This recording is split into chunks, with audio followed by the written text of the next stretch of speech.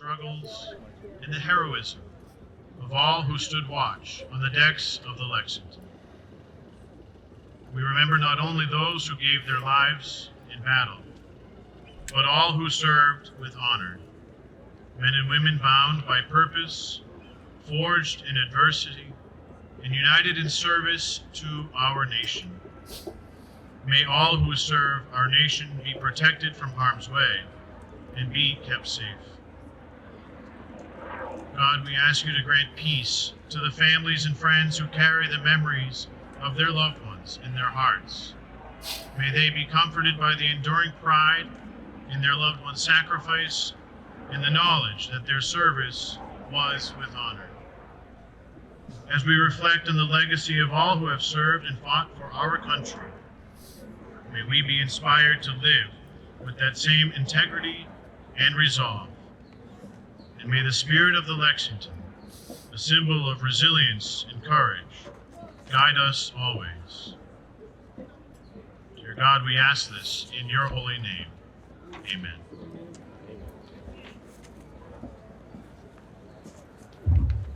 Thank you, Father. Present colors.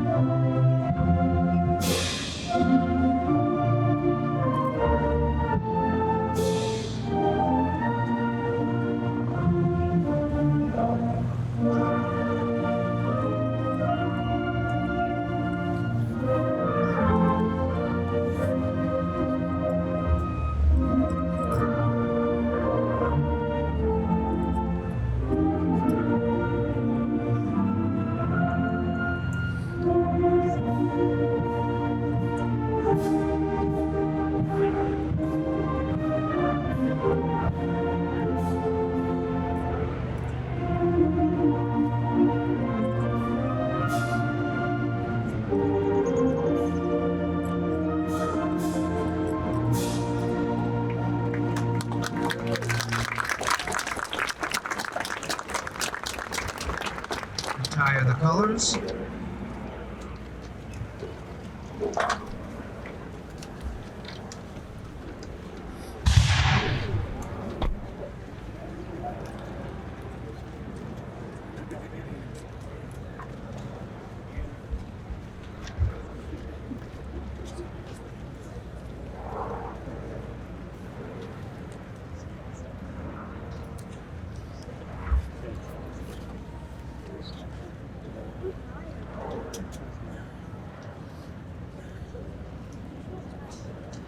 It is truly a fitting time and place to have a memorial service for the men and women who have served on the ships named Lexington and who have served the United States of America. On this day, in this place, where we celebrate Patriots Day, at the site of the battle that launched the beginning of our experiment in democracy. At this time, I would like to thank each one of you who have taken the time to stop and honor our veterans. In particular, we are honored by those members of the CV2 and the CV16 who are here in spirit. Without their help, this service would not be possible.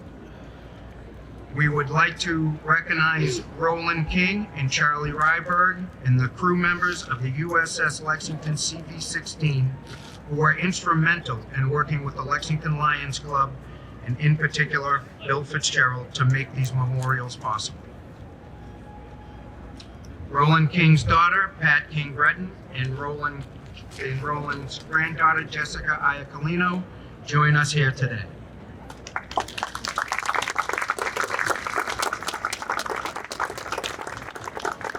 We would like to recognize and thank the Lexington High School Parade Band for their contribution, their presence here today.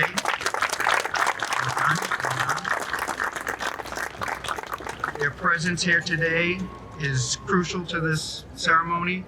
Just try to imagine it without them. We would also like to recognize the Gold Star families. Gold Star families are organizations in the United States that honor fallen heroes who served in the United States Armed Forces. We thank them for their presence, as well as their continued strength and courage.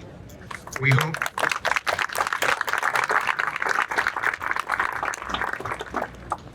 hope that you will take a moment after the service and view our memorabilia from the last two carriers named Lexington. Both saw tremendous action in the Pacific Ocean during World War II.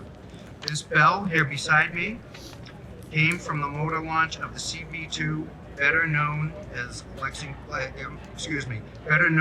Lady Lex, and it will be used in our ceremony today. It is my pleasure to introduce the Lexington Lions Club President, Jack Irwin.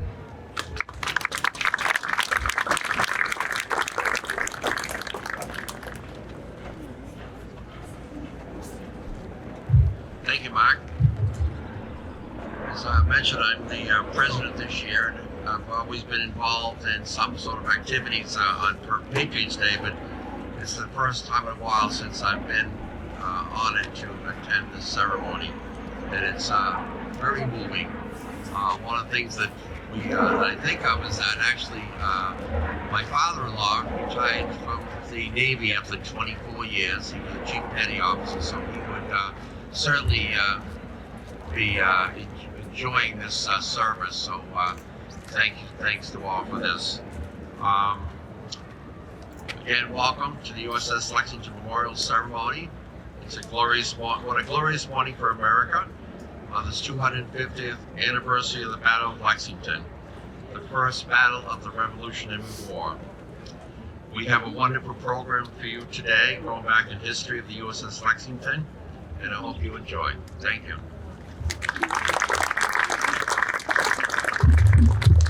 Thank you, Jack. Next, representing the town of Lexington Select Board, Vice Chair Jill Head.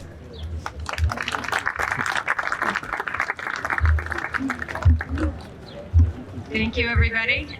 I actually always find this ceremony to be one of my favorite parts of this day. As someone who was born on a military base, Fort Benning, Georgia, there you go, shout out for Fort Benning. I want to thank everyone, both the families of those who have served, but also all of you who have come to commemorate that service. So thank you for being here and for joining us today. Lexington is, in fact, the place where we first fought for our liberty, for democracy, for independence, and we are here commemorating both the sacrifices that have been made in the 250 years since then to keep that liberty and democracy alive. And I want to just thank all of you on behalf of the town of Lexington. So welcome, and we hope you have a wonderful day today.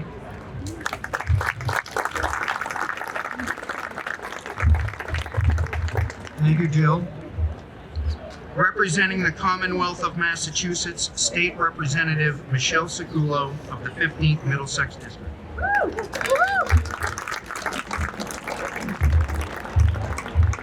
Good morning, friends, neighbors, distinguished guests, especially our active duty military, public safety officials, our veterans, and Gold Star families.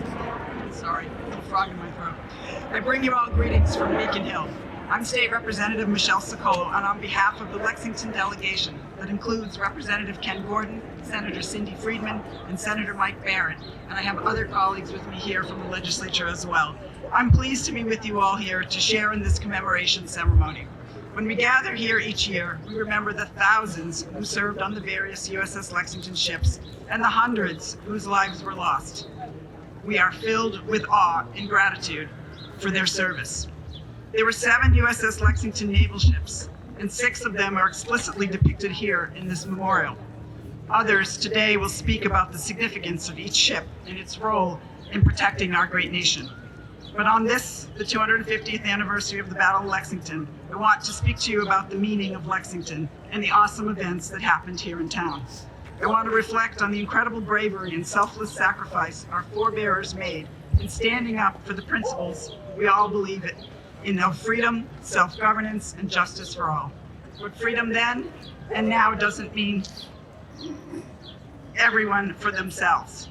In order to have a true and lasting free society, it turns out we can only achieve that through collaboration, respectful public discourse, and personal responsibility. Back in 1775, when our Minutemen stood up to the regulars on our green, our townspeople were already practiced in the art of self-governance. Town meeting had been going on for nearly 400 years, even before the town was incorporated in 1713, and we were used to solving difficult problems together. That is ultimately why our nation was successful in winning the war for our independence. Every man and woman in the new colony was willing to work together in a coordinated effort to defeat the British.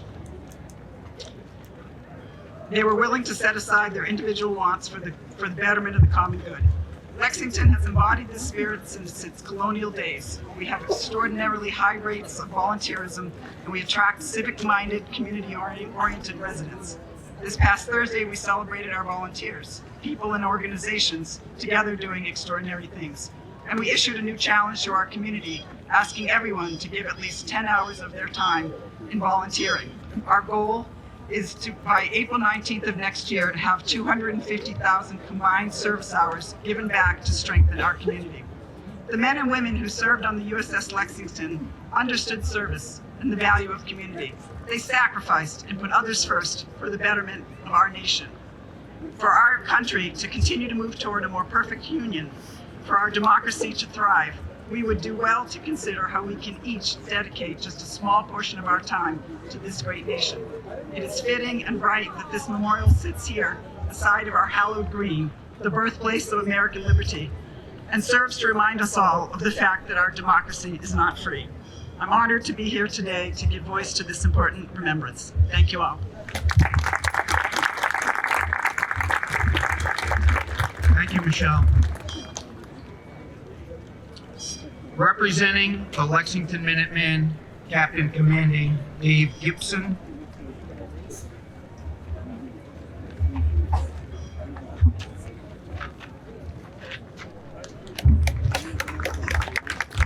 Good morning. My name is Dave Gibson, and I serve as the First Lieutenant Executive Officer of the Lexington Minutemen. On behalf of our Captain Commanding Steve Cole, it is an honor to be here with you this morning. Today, we gather to honor the legacy of the 5 vessels that have proudly borne the name USS Lexington. The first was commissioned in 1776, paying tribute to the Battle of Lexington, a pivotal moment that ignited the American Revolution. This tradition continued through 4 more vessels, each carrying forward the name and spirit of that historic battle. Every Patriots Day, we solemnly remember the Battle of Lexington and the extraordinary sacrifices made by Captain John Parker's company, as well as the courageous women of Lexington who played an essential role in our nation's struggle for independence. The USS Lexington Memorial stands as a tribute not only to this distinguished service of these vessels and their crews from 1776 to 1991, but also to the bravery of those who fought in the Battle of Lexington. It honors the men of Captain Parker's company and the heroic women of Lexington, whose dedication and sacrifice helped shape the foundation of our country. Thank you.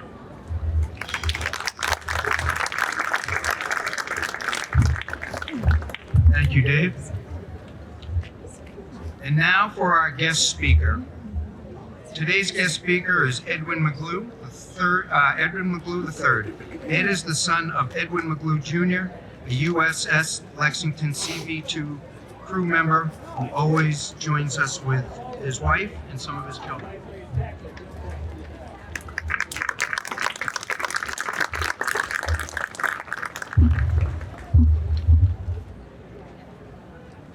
Good morning. First, I want to thank Kristen Nordell and members of the Lexington Lions Club for inviting me to speak here today about what it was like to be raised by a Lexington survivor. My father used to come here to Lexington to march in the annual parade, where he got to know Kristen during those visits. Since Lexington is the common denominator, little background about my dad's service is in order. My father recognized that war was on the horizon, so in 1940, he joined the Navy at the age of 19. He decided to become a photographer and was subsequently assigned to the aircraft carrier USS Lexington CV-2, also known as Queen of the Flat Tops. As a photographer, Dad used to fly on reconnaissance missions in which he was strapped into a harness, and then when the bomb bay doors were opened, he took his pictures. When Pearl Harbor was bombed on December 7, 1941, he and his shipmates were in San Diego. The next day, they were aboard the Lexington headed to Hawaii, where he assisted island residents with logistics until the Lexington was needed in the South Pacific. In February 1942, Dad witnessed Lieutenant Butch O'Hare, the only fighter pilot positioned to respond, single-handedly shoot down 5 enemy bombers that were minutes away from striking the Lexington. The remaining enemy bombers abandoned their mission. O'Hare's actions likely saved the ship, my dad's life, and the lives of approximately 3,000 other sailors. O'Hare became the Navy's first flying ace of World War II, and the airport in Chicago is named in his honor. The CV-2's claim to fame was the Battle of the Coral Sea off the coast of Australia in May 1942. Japan needed raw materials for its empire expansion and had its eye on Australia. If the empire could capture Port Moresby, it could take over Australia. The Allies got wind of the plan and prepared to stop it. The Battle of the Coral Sea was the first naval battle in history in which all losses were inflicted by carrier-based aircraft. It was also the first time in World War II in which the Imperial Navy was stopped from achieving its goal. Port Moresby was not captured. However, the Lexington was badly damaged after being struck by 2 torpedoes and 3 bombs. All of the surviving crew had to abandon ship into shark-infested waters before the CV-2 was scuttled. To this day, the Australians celebrate the Battle of the Coral Sea and the freedom that endures because of it. So what was it like to be raised by a survivor of the Lexington? In a word, wonderful. He was a kind, talented, hardworking, honest, and skilled individual who loved his family. He could take wood from multiple species of trees that he cut from our 140-acre dairy farm in hilly northern New Jersey, mix and match the wood, and turn it into beautiful furniture.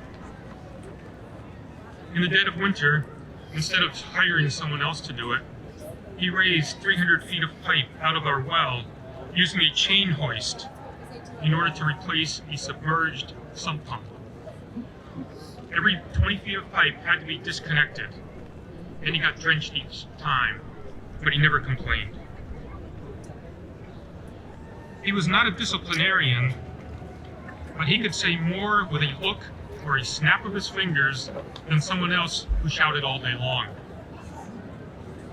And no contract ever written was more binding than his word. Dad was a patriotic man. Not only did he volunteer for the Navy and serve for the entirety of World War II, but he remained patriotic throughout his life. He wore his Navy uniform to church every Memorial Day. And yes, he fit into it even into his 80s. When he came here, if he wasn't marching in the parade, he would stand and salute the flag each time it passed by. He even requested a special license plate, LEX-CV2. My parents were married for 58 years and had 7 kids. And I think this story epitomizes how thoughtful a person my dad was. You can probably imagine that with 7 kids, somebody would say something or do something that would upset one of the others. My sister got upset one time and decided to run away from home. And mind you, we lived on a dairy farm about a quarter of a mile away from the nearest neighbor, and it was nighttime. But that didn't stop my sister. She grabbed her teddy bear and ran. She made it all the way to the end of the porch. After a time, Dad went to find her. He only had to ask her one question. "Are you ready to come back inside?" She just nodded yes. But back in the house, when Dad was asked if it was difficult to convince her to come inside, oh yes, extremely difficult. To this day, my sister appreciates the way Dad supported her. After the Navy, Dad remained a photographer for the rest of his life. No longer strapped inside the belly of a plane, he was able to walk about while taking pictures. Whether it was his 35mm camera with slide film, or an 8mm silent movie camera, or later in life with a digital camera, he was in his element. As a large family, we made our own entertainment. The real treat was when it was either slide or movie night in the living room. We always enjoyed seeing ourselves, especially when we were very young. It brought back plenty of memories of when pictures were taken. For instance, 4 of us kids were carrying fishing poles, well, mostly sticks with strings hanging from the end of it, on our way to our favorite fishing hole. Dad wanted to get an action shot of us walking, so he had us position our feet so that it looked like we were walking, but in fact we were standing still. We don't remember fishing that day, but we remember Dad taking that picture. A favorite movie was a family outing to a reservoir in Pennsylvania called Lake Wallen Fallback. The 8mm film didn't record sound, so Dad filmed us walking out of the house and into the station wagon, each carrying a sign explaining part of the story of when and where we were going. With his digital camera, he commented to me that the battery wouldn't hold the charge. As it turned out, he wore the battery down quickly, looking at all the photos he took. Dad was also an innovator, and 2 things come to mind. Before plastic snow shovels became a thing, Dad used to take a blowtorch and melt blocks of paraffin wax. He would then brush that wax onto metal shovels, making the snow slide off much easier. A man truly ahead of his time. The other thing that comes to mind has to do with static electricity. He never shied away from work to provide for his family. One job he had was at a textile mill, where there were small buckets of a highly flammable liquid placed in strategic locations for cleaning off hand tools. However, by walking around the plant, static electricity could build up on a person, and when that person reached over to clean a tool, the spark caused a fire.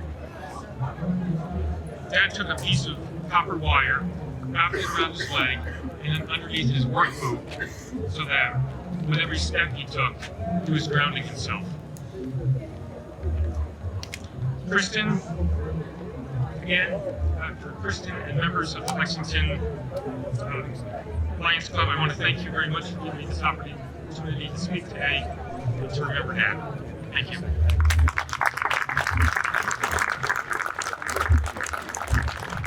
Thank you, Ed. And now, for our memorial service, under the direction of James McLaughlin, Commander of the Navy Sea Cadets.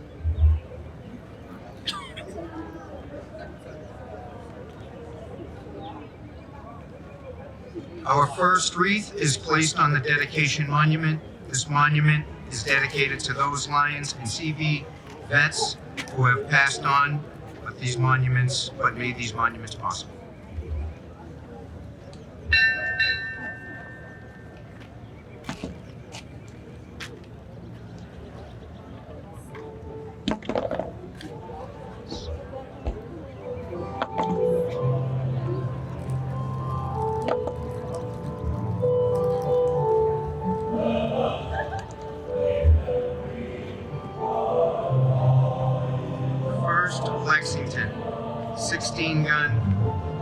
frigate.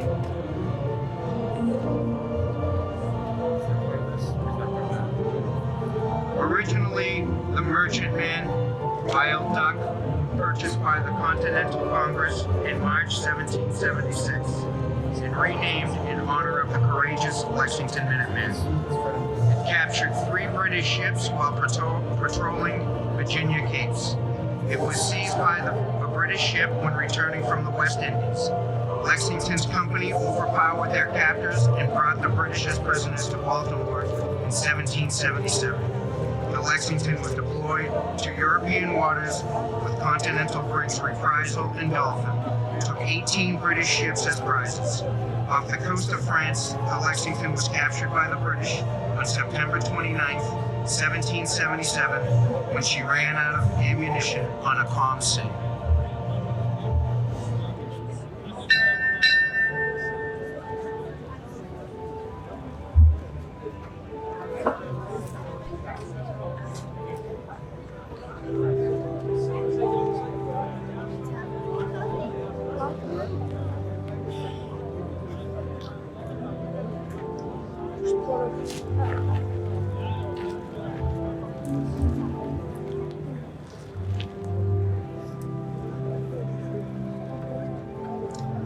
The second Lexington, 18-gun sloop of war.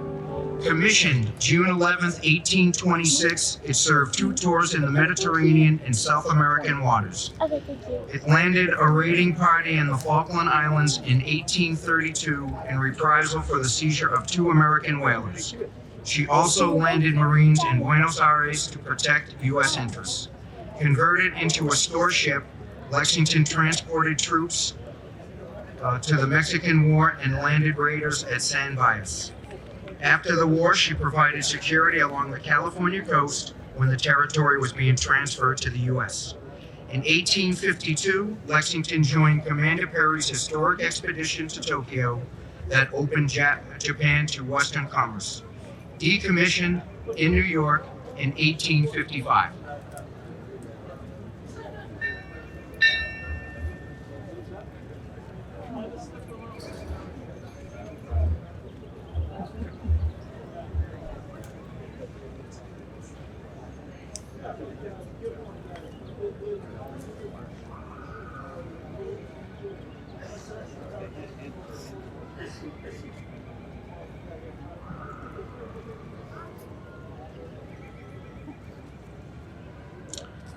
The third Lexington, river gunboat.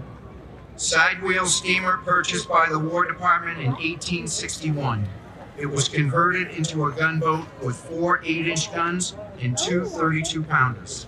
In the Civil War, the Lexington swept the Mississippi River system and spearheaded drives on the Cumberland and Tennessee rivers. She played a vital role in the capture of Fort Henry and Fort Donelson. She helped to save General Grant's troops from a disaster at Shiloh and provided cover for General Sherman at Chickasaw Bluffs and attacked Vicksburg.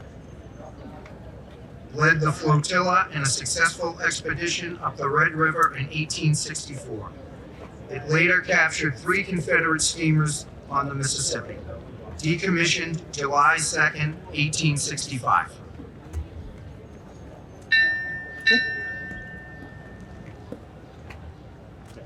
Oh, that was it? Oh, sorry.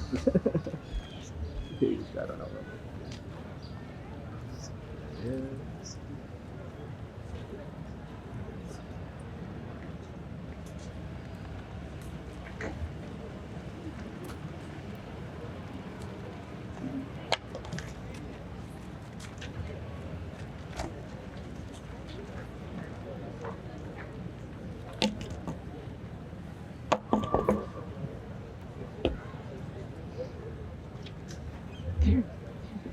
The fourth Lexington. Built in Quincy, Mass, on the hull of a battle cruiser, the 36,000-ton carrier was commissioned December 14, 1927. First ship to average more than 30 knots on an ocean voyage.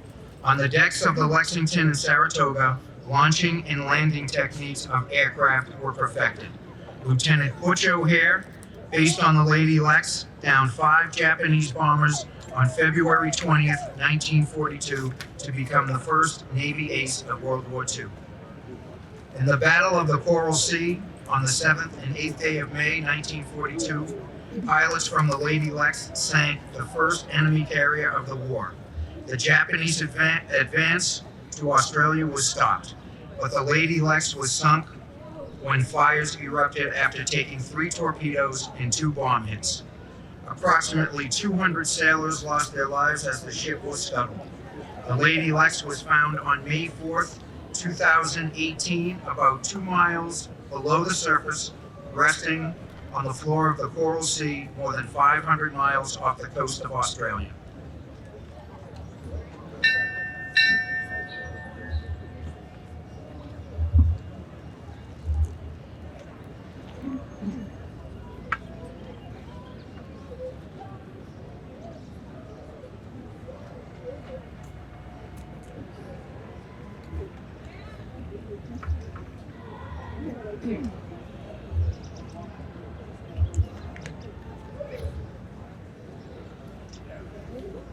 The 5th Lexington CV-16, the Blue Ghost.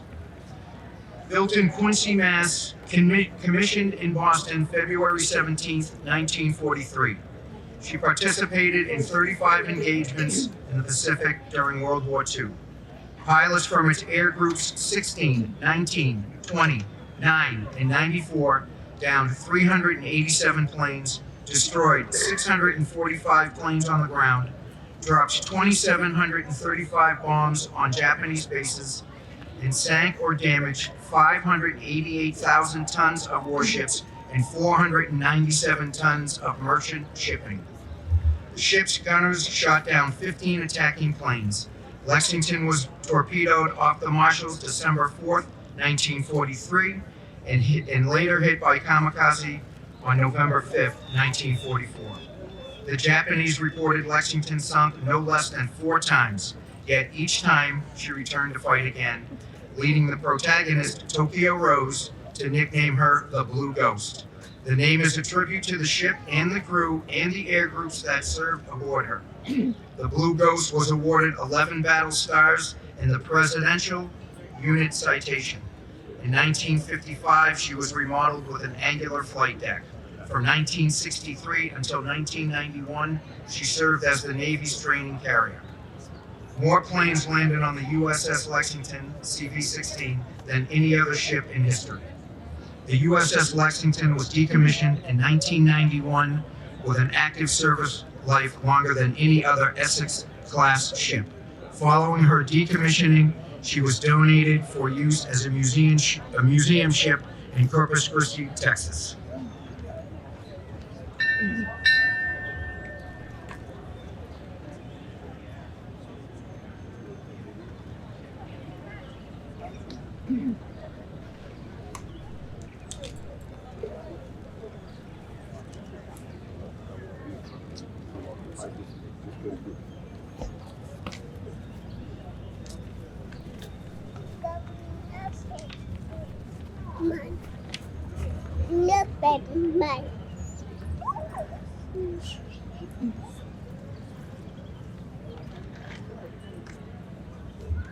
Okay, we'd like to thank the cadets. Great job.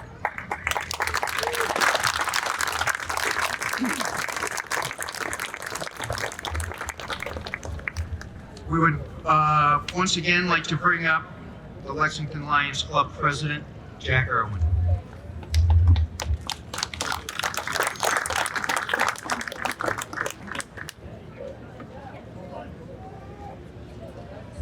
Thank you, Mark. Just standing to the side, I'm incredibly proud of all the work that everyone's done to make this very special occasion happen. The Lions Club do a wonderful job, and I'm very proud of them. And again, thank you all for coming to this special moving program to honor the brave men and women aboard the USS Lexington. We honor them every year and thank them for their service. Thank you.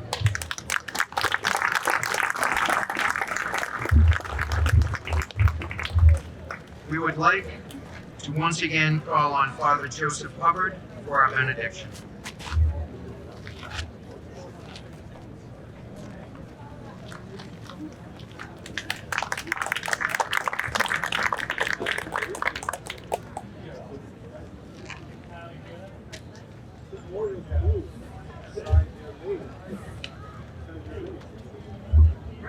us once again bow our heads in prayer.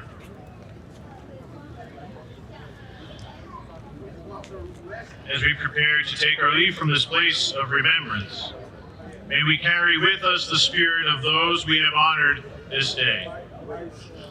The brave souls who have served aboard the ship Lexington. The brave men and women who defended this land. And all whose legacy of patriotic service endures in the hearts of a grateful nation. May the memories of their courage continue to inspire us. May their sacrifice remind us of the cost of freedom. And may their service call us to live lives of purpose, integrity, and commitment. May God bless you and keep you. May God let his face shine upon you and give you his peace. And may the winds of duty, of honor, and of love of country ever fill your sails. Go now in peace with gratitude in your hearts and the strength of the example of those who have served aboard the ship's Lexington to guide you on your way. We ask this in God's holy name. Amen.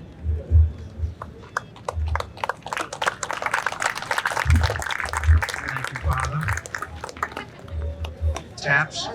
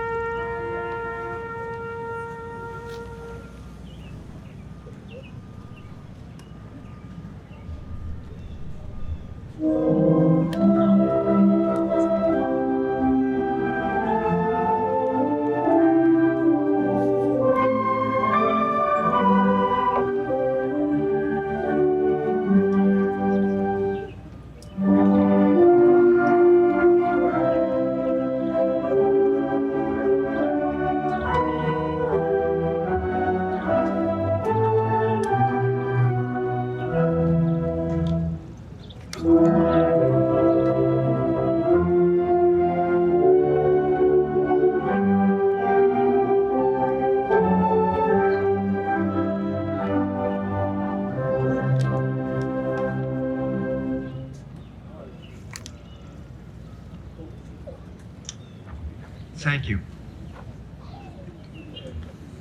Thank you all for joining us today. Enjoy the rest of your day on this momentous occasion.